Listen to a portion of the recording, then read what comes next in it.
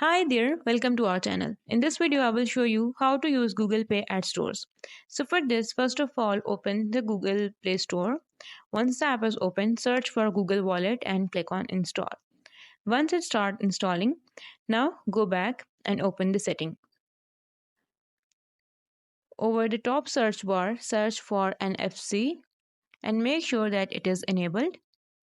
So I will simply search for NFC and you will get the setting. Click on it and here make sure to turn it on. When you turn it on, so here you will find tap to pay option. Click on it and choose Google Pay. There we have default payment, so I will set it to Google Pay. Okay, now choose always use default or you can go with app and use.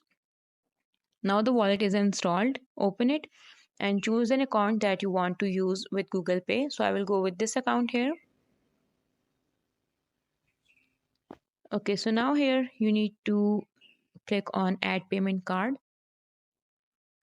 Click on allow and then click on add to wallet.